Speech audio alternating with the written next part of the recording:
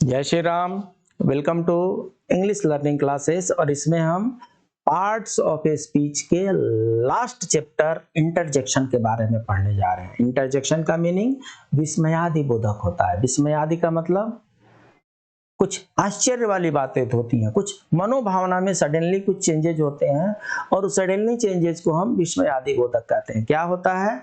विस्मयादि बोधक का उपयोग अपनी भावनाओं को व्यक्त करने हेतु किया जाता है।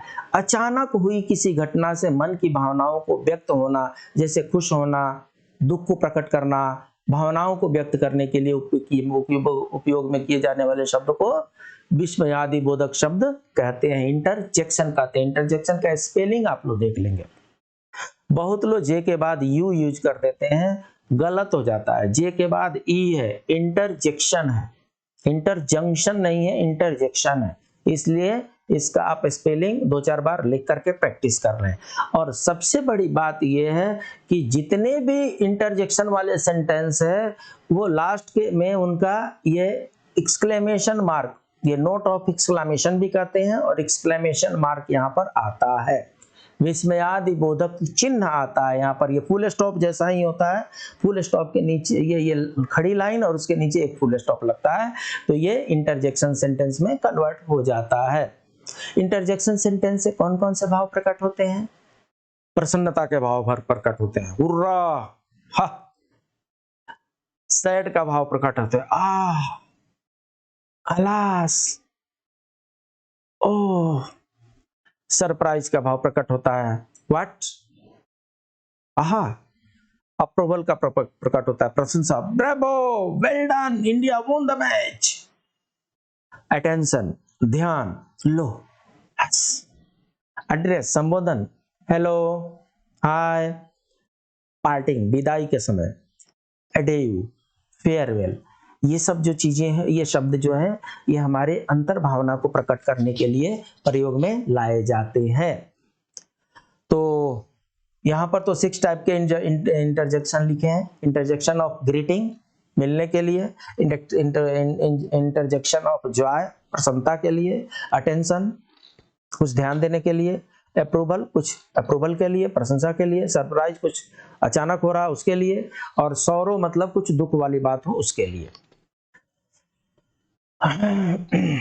इसका लिस्ट हमने यहाँ पर दिया है। Interjection of greetings, it is used to show the warmth of a person at the time of greeting. जब हम किसी से मिलते हैं तब हम बोलते हैं, oh hello, how are you, hi, how is your health, hello, do you be so happy, hopeless, do not be so hopeless. सो ऐसी ऐसी चीजों को जब हम मिलते हैं तो ये सब बातें हम करते हैं। उसके बाद से इंटरजेक्शन ऑफ सरप्राइज, अचानक स्ट्रॉन्ग सेंस ऑफ सरप्राइज आ जाता है, जैसे आई हैव वॉन, मैं जीत गया।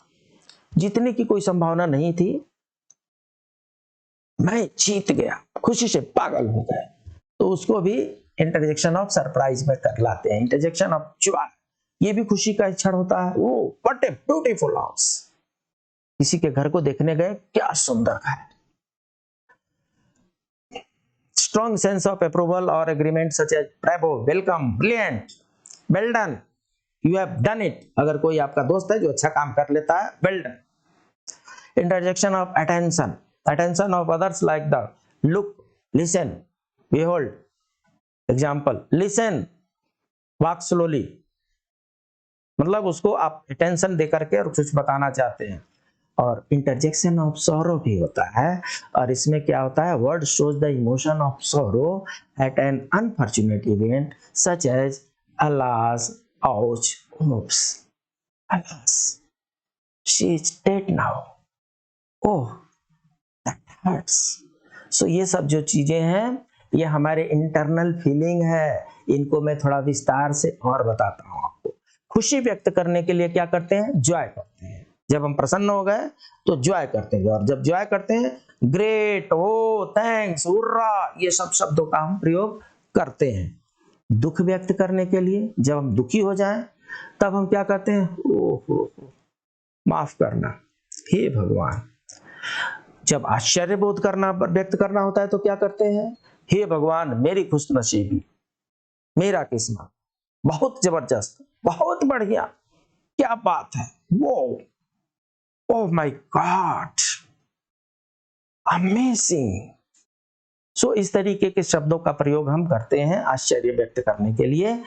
फोर्थ जो है सहमति व्यक्त करने के, टू एक्सप्रेस कंसेंट।